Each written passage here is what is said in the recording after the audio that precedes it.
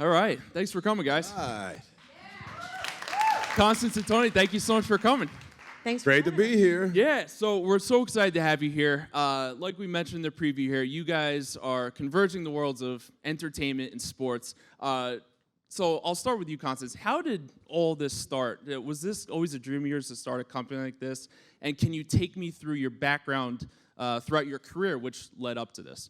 It actually wasn't a dream because I was petrified to start my own company. It was people like Tony and other friends and clients who kept pushing me to do that.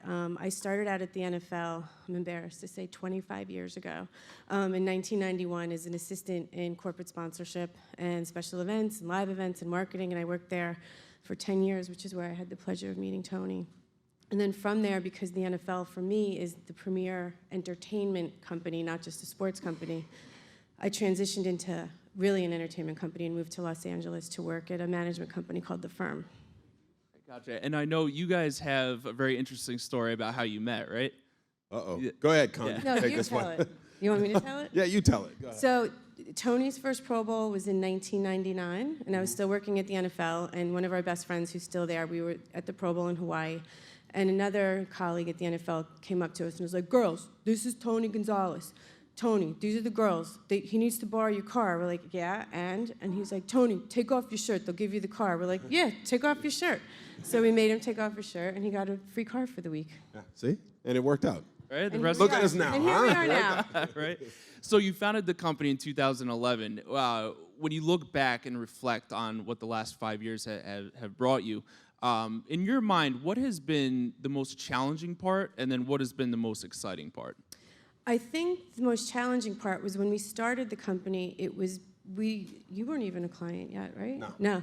So Michael Strahan and I started this company together 5 years ago, and Michael at the time was working on NFL on Fox, had come off a not-so-successful sitcom, and we were really more on the production side of things, and also represented Deion Sanders at the time. So the challenge was we had a dream, and we didn't really have, I think, much content or clients, if you want to say it, but we believed in ourselves, which was the most important thing. So the challenge would be we didn't have a line of business, but we had a 5-year lease and some employees and things of that nature.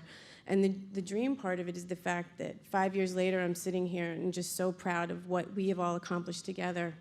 And what's really important is we only have 6 clients, and they truly are family. And I think that's one of the things that stands out for us is we've never made a decision for any of our clients based on the money. It's always truly like, is this the best thing for them? And I think you can elaborate on that, because how many times do I tell you, like, we're not doing it? And he's like, but it's so much money. And I'm like, doesn't matter. How's it going to affect you 5 years later? So. Yeah, and it's always that long-term thinking that I was attracted to right from the beginning, and what I noticed right from the beginning.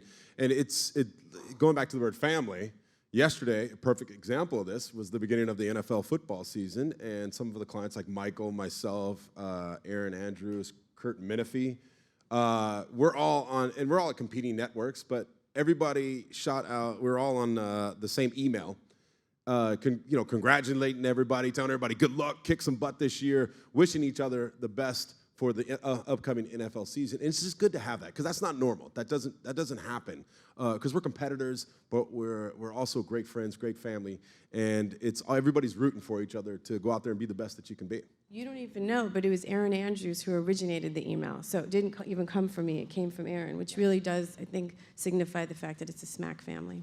And was that kind of the vision from the start for you to really create like a family atmosphere where people would be able to help each other out? Yes, because leading up to this, so 20 years in the workplace, I've had great experiences, but I've also had experiences where it was just cutthroat and people didn't look out for one another. And so for me, I was like, you know what? I've worked way too hard to work with I don't know what you can say here, but they were assholes. Like, I've met a lot of them. Met some great people, but met a lot of not so nice people. So we truly also, the clients that we have, we're very specific and particular on who we let into the SMAC family, because you have to have that attitude. Help each other out. Right. And now, at the beginning stages, when you started to experience some success as a company, what was the 1 or 2 things that happened where you really then were like, oh, wow, I think this is really going to take off and we're really onto something? When Strahan beat out the 50 other people for the Regis Philbin job. Really? that shocked the hell out of all of us. I mean, we believed it, but I don't think the world believed it. I mean, even Tony, I think a couple weeks before, was like, he's really got this job. And at the time, we weren't allowed to say anything, and we're like, who knows? Maybe. And Tony's like, there's no way. Like, really? It's like, a retired athlete is going to be sitting there in, America's homes at 9 a.m. with America's sweetheart. So that, for me, was like, wow, like, we are onto something. And then we've used that platform that Michael had, with Tony, with Deion Sanders, with Aaron. It's like really just take that platform and build on it. And everyone does help each other.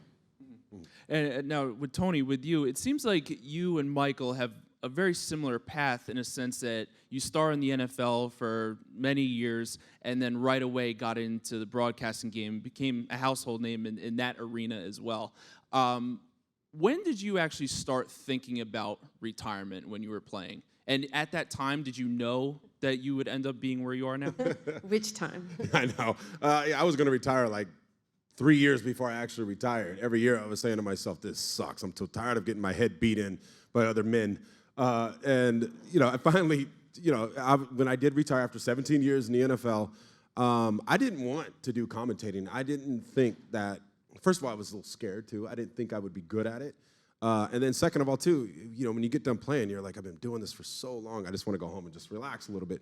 But talking to Michael, and seeing their experience and asking around, people are like, no, you got to hit the ground running. You can do this. They gave me that confidence that I can do it. And really that whole last year, my 17th year, I knew that I wanted to be in this business of at least talking about football. And it kind of just has...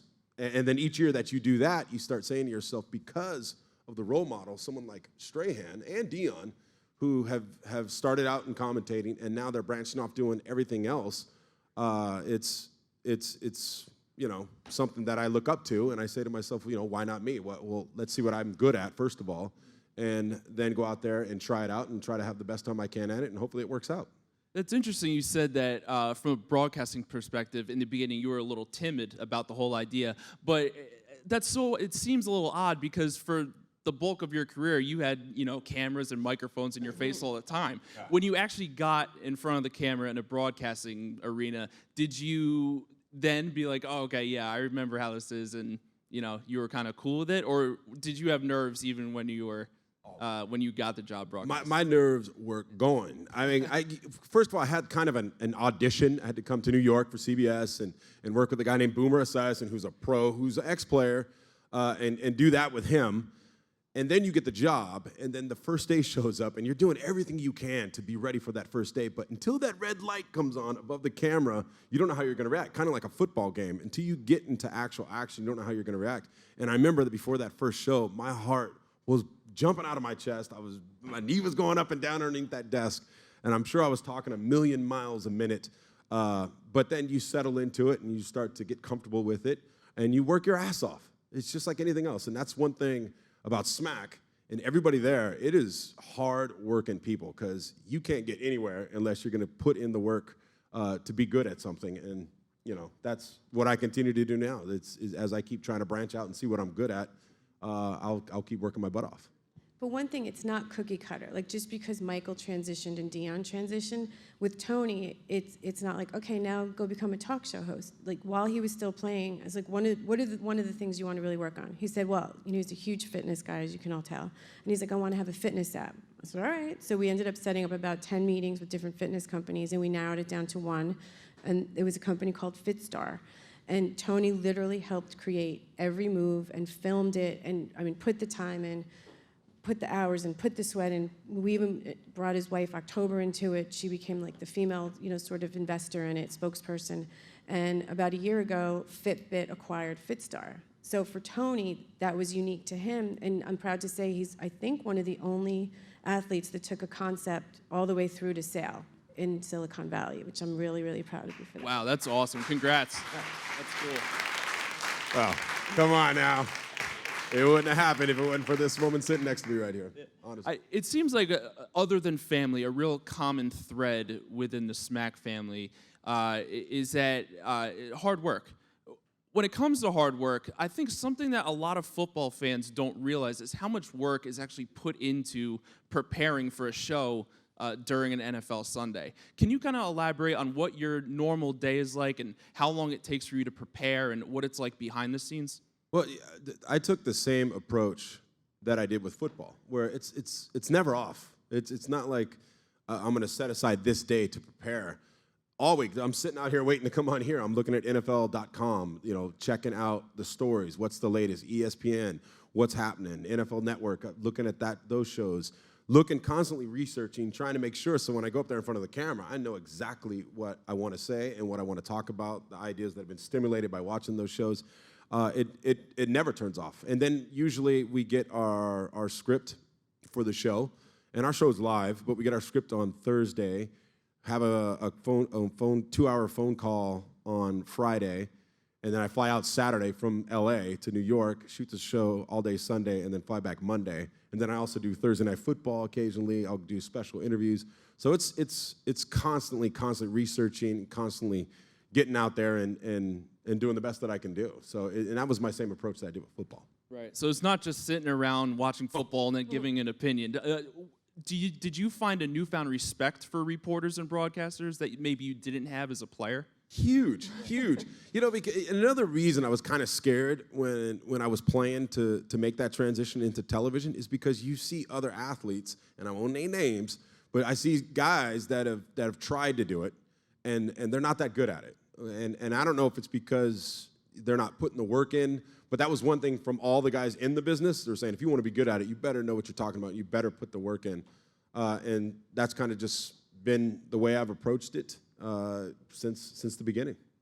And you've taken your talents throughout the media world, even outside a studio with football for a daily show. You were involved with a documentary, Play It Forward. Can you talk a little bit about that? Well, actually, it started off as a documentary about football players. I think it was called "Football Players Die Twice," meaning how athletes die twice.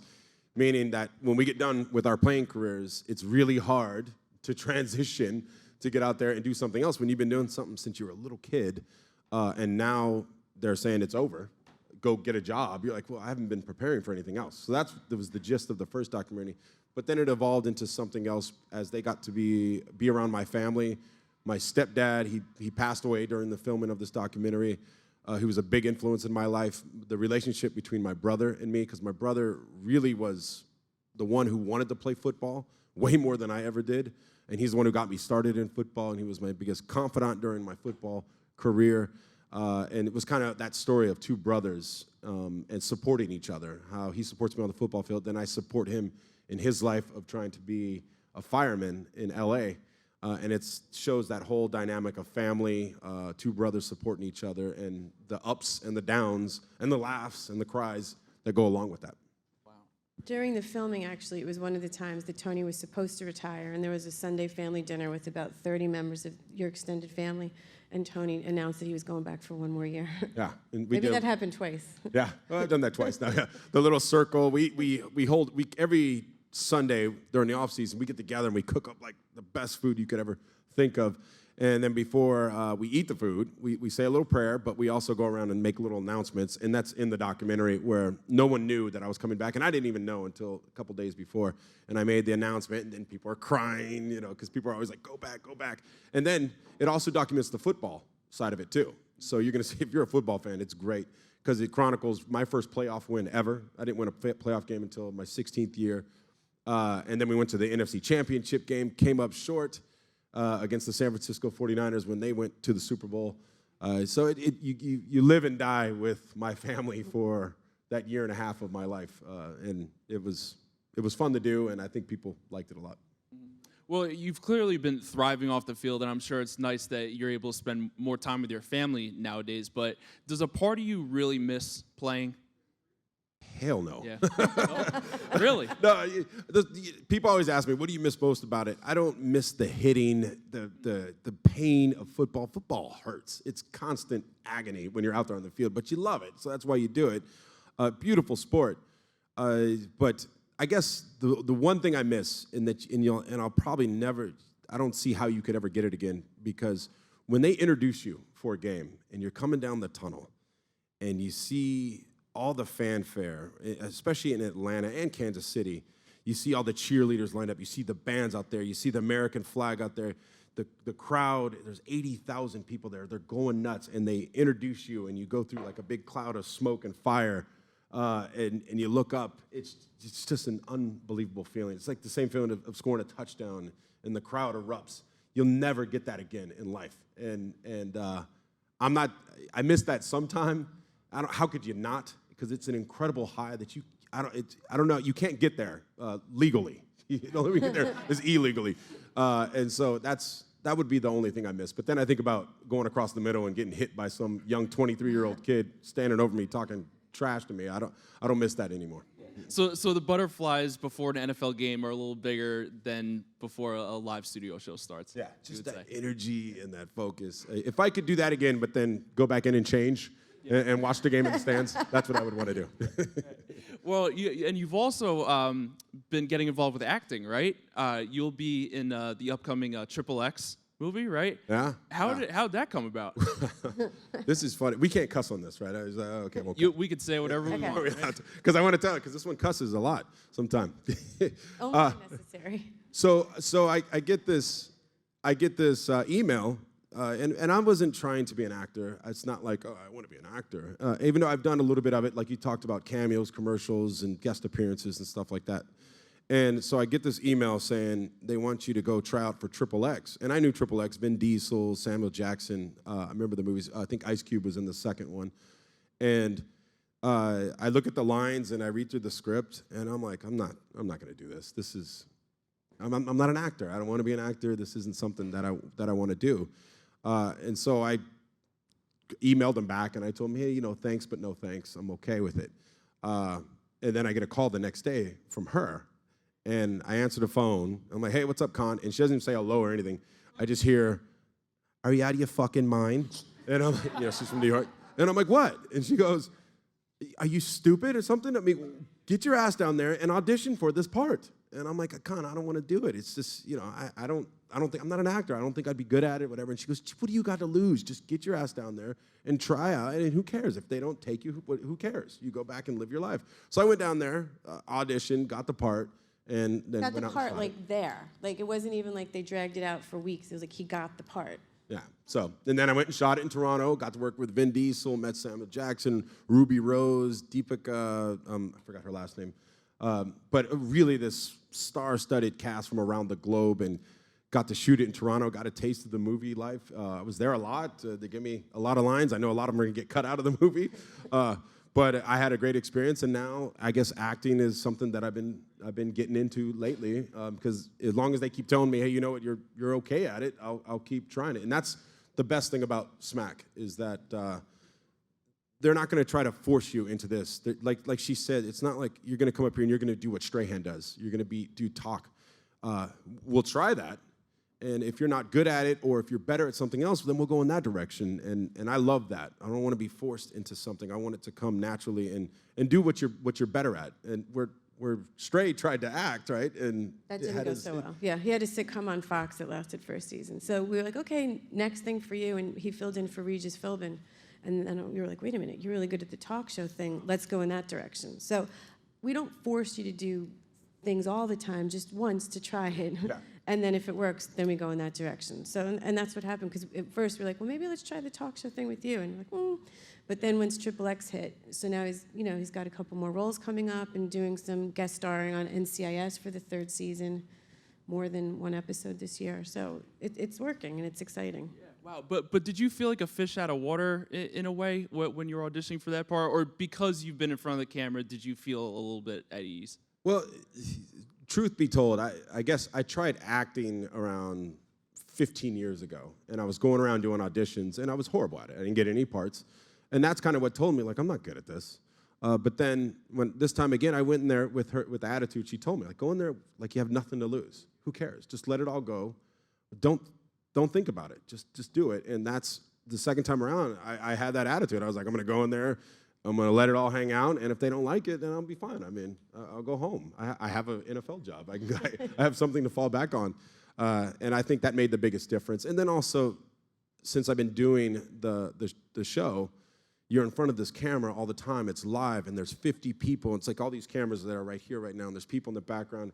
So you better lose yourself pretty quickly, otherwise you won't be good at it. And that kind of helped me with the acting. And of course, I've learned a lot since I've gotten the movie Triple X. As I've taken acting class now, and I'm going to do what I would have talked about before. I'm going to throw myself into. I want to read books on acting. I want to watch great actors. I want to go to class. I want to see how good I can become, and we'll see where that takes me. Whether the people, when you see the movie, which does come out January 20th, if you see it and go, oh, you know, he's horrible, or you might like it. So hopefully you'll like it. No, that's great. Congrats. Now, one more question for you guys before we open up to the audience. One great thing I think about the both of you is that it seems like you have the personalities where, you know, you put your mind to something, you know, a daunting task, and you do your best to excel through it. So when thinking about where SMAC's going to be within the next 5 years or so, do you have a vision for that and how you want to grow and where you guys are headed? You know, it was funny because backstage Tony said, are we bringing on any more clients? And I said, look, you never say never. It'd have to be the right person. But for us, what we really thrive and focus on is taking each client and building a business around them. So similar with FitStar, now it's acting. With Erin Andrews, where she and I are actually producing and developing a scripted show loosely based on our lives. Michael and I, you know, produced $100,000 Pyramid. So it's really like every single person has a different dream. Like Kurt Menefee wanted to write a book. We got him a book deal. It's coming out next month. Now we're working on developing and putting that into an interview type series show. So for 5 years from now, I hope we have, you know, he's accepting an Oscar and thanking SMAC on stage. And also, you know, Michael's clothing line continues to excel, and Aaron's, and just really build everything around each client. Sounds good to me. Do we have any questions from the audience? Hi guys, thank you for being here. So I actually just graduated from college and I studied PR and sports communication. So I was just wondering, you know, from woman to woman, you know, what was it like breaking into this kind of industry that's so male dominated? So 25 years ago, there was no such thing as politically correct. There was no overtime. AOL had just come out, and it was truly just focus, bear down, lose any sort of feelings that you could possibly have, stand up for yourself, but just work hard. Like if your job was from 9 to 5, I was in at 8 o'clock and I left at 10 o'clock. And from the time like my responsibilities were done, say at 6 o'clock, from 6 to 9, I worked on and pursued things that I was passionate about, that I felt I could make a difference at the NFL for. So it sounds like it's so cliche, but hard work really does pay off. And you know, the advice I always give, because we hire a lot of young people, and when they come in, I'm like, my advice is always, stand up for yourself, but don't burn bridges. That's really important. I think people have, you know, because we're all hidden behind tweeting and texting, like you forget that there's someone on the other side. So really treat people how you want to be treated. And when you fuck up, own it. Like apologize, own it, and fix it. But really hard work does pay off. I know, is it weird now? I'm not crying. I have allergies, so, and this is so. Am I gone? Yeah, you're done. Hey guys. Okay. Great advice. So I want to follow up on that. Now I know that you know, hard work definitely does pay off, and I want to just pick your minds a little bit more because you both are very successful people. When faced with a certain obstacle or challenge, let's say when it comes to SMAC Entertainment, what's the best approach that you have to get around that and get the winning result? I rely on a lot of people. I have, you know, I try to bring people in that are smarter than me, like some of our attorneys or business managers. So when it's something I don't think I can figure out on my own, I go to Michael, I go to our lawyers. I mean, I'll talk to Tony about it. You don't take no for an answer. Sometimes you might have to take a step backwards in order to go forwards. I've faced many obstacles. I mean, many obstacles, not just as a woman, you know, being in this male-dominated field. I also, like I used to manage Snoop Dogg. I now also co-manage Wiz Khalifa. So I always joke, like when people are like, are you scared of the boys club? I'm like, I work with rappers and athletes. Like the people in the suits don't scare me. So it's really just talking through things, trying not to take things personal. We've gone through a lot of things together where I'm like, I can't believe this is happening, you know, and it's just like, don't take it personal, it's business. But life is personal. So I think it's part owning your feelings. You know, sometimes I do curse a lot. Maybe it's not necessary, but it makes me feel better about it. And I'll try to like work out a lot in order to get my frustrations out. So that way, again, you go back to the first rule, which is treat people how you want to be treated. Sometimes you have to curse at them though. How you doing? My name is Brandon. Tony, I got a question for you, man. I wanted to know your mindset when you got into football, because I know a lot of players get into football and they're just there to play, make some money, fuck some girls, this, that, and the third. I want to know if you went into it with the mindset of becoming a Hall of Famer or just simply, I got money in the bank. Well, this conversation's getting real. Okay, I like it. Okay, you know what? It's a process too. When you've come in, I was a first-round draft choice. I had an okay rookie year. I didn't start. In the second year I went out there, I was the man. I was the starter, and I totally shit myself. I did not play well. I had the most drops in the NFL, 17 drops. People were calling me a bust. It was in the papers. And honestly, it was the best thing that ever happened to me. Because from that standpoint, my approach had been, you know, I'm here to play football, but I'm also here to have some fun. I was young and single, and there's nothing wrong with that.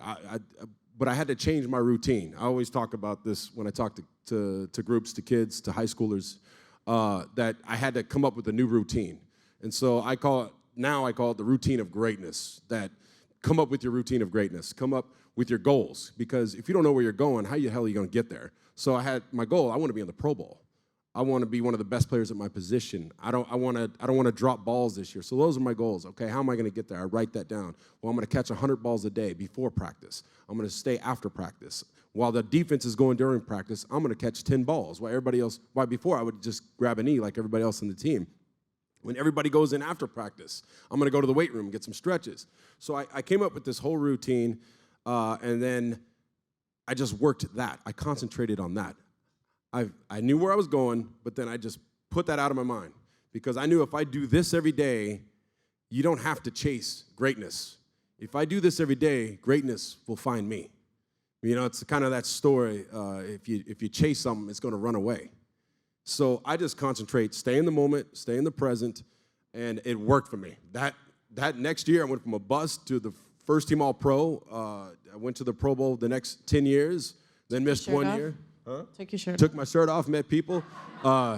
And life kind of opened up at that point where it just took me in a whole new direction once I figured out how to work. And this is what I tell my last speech I ever talked to the team. It was my 17th year, the last game of the season, playing against the Carolina Panthers the next day, which will be my last game ever. And this is what I told the group of guys on my team. I told all these grown men, I go, some of you guys think you're working hard. Some of you guys think that you're doing it the right way, but you're not. And I'm here to tell you, I'm the hardest working guy on this team, and I can say that confidently.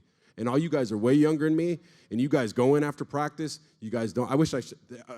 After the meeting was over, two guys came up to me. One of them literally had like tears in his eyes. He's like, "Why the hell didn't you tell me this at the beginning of the season?"